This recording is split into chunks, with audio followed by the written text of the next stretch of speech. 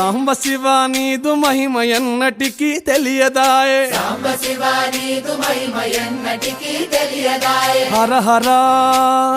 శివ శివ హర హర శివ శివ గంగా జలము తెచ్చి నీకు అభిషేకము చేతునంటే గంగా జలము తెచ్చి నీకు అభిషేకము మరి చేతునంటే గంగ జలమున సేప కప్పల ఎంగిలంటున్నావు శంభో హర హర